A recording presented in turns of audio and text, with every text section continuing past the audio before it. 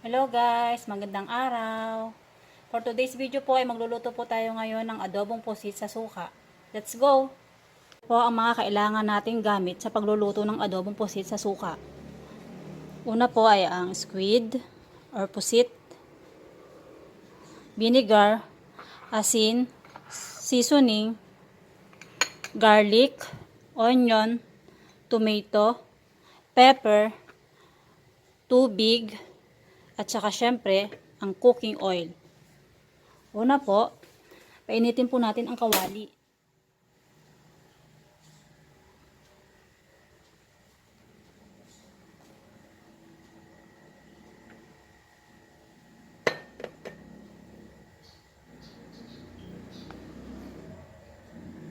Pag mainit na po ang ating kawali, ilagay na po natin ng mantika or cooking oil.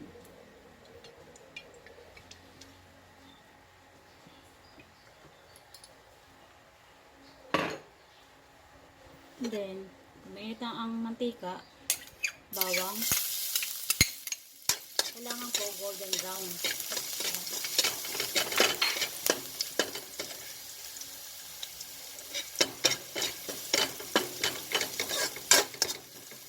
Golden brown na po siya, lagay na po natin ang sibuyas o onion.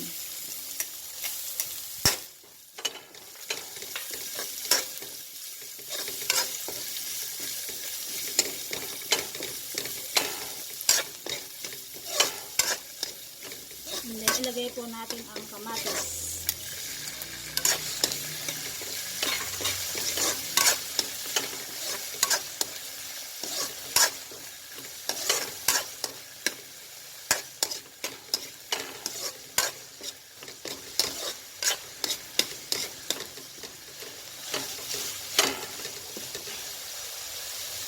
After po ng kamatis ay ating pusit o squid.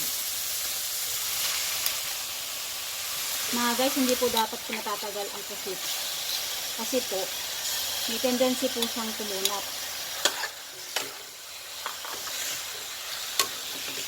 Lagay po natin ang pepper. Mas maraming pepper, mas masarap.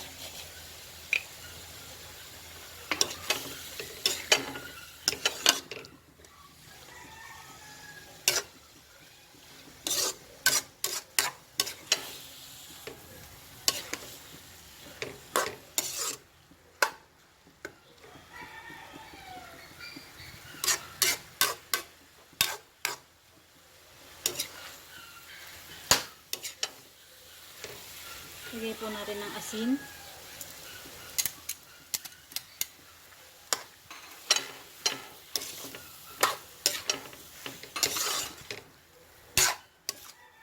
Seasoning, ang palasa.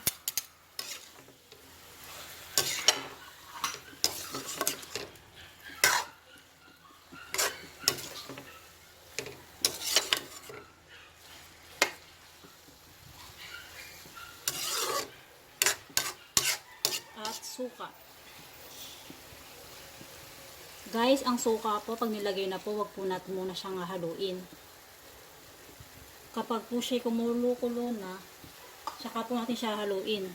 Kasi po guys, kapag po hinalo natin, na hindi pa kumukulo ang suka, eh may hilaw po ang ating niluluto.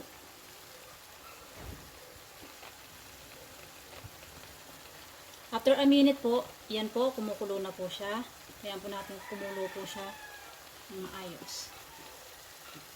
And then, pag kumulo na po siya, pwede na po natin siyang haluin.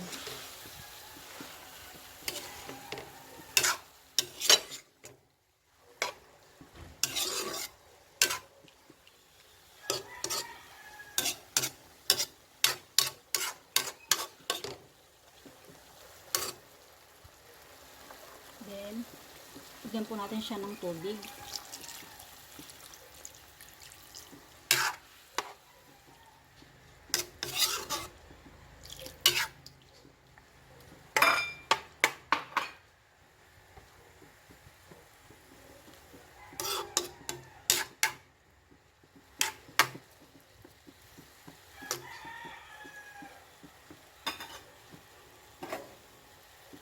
Takpan natin ng ilang minuto, mga 1 or 2 minutes.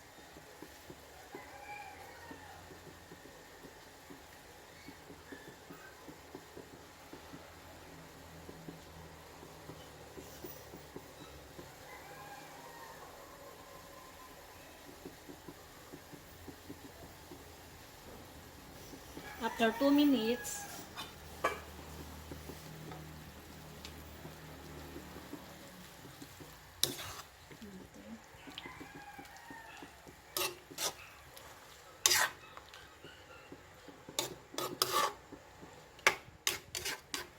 pag nag-aadobo po kasi ako ng pusit, di ba karaniwan po kasi sa adobo ay may toyo or soy sauce.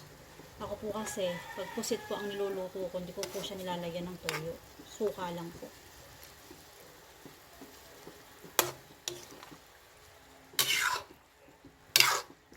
Haluin. And then, titikman po natin.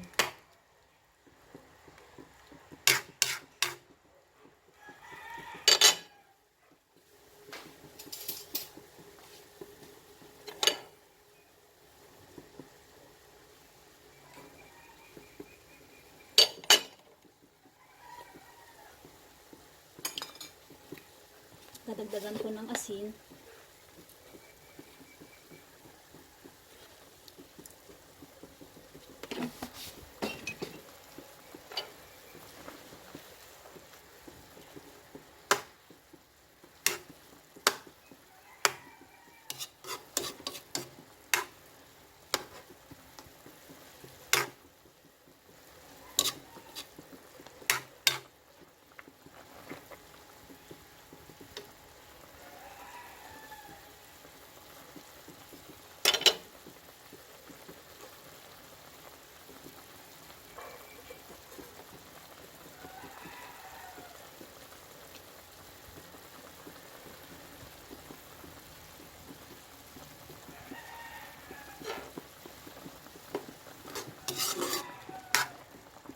Yan. Okay na guys. Patayin na po natin ang apoy kasi po pag matagal po ang pusit, kukunat po, mahirapan po natin kagatin. Kaya ang technique po dyan, sandali lang po natin siyang lulutuin.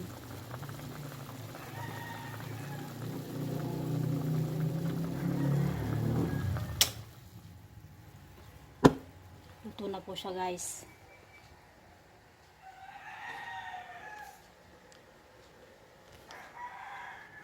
Atin na po siyang titikman.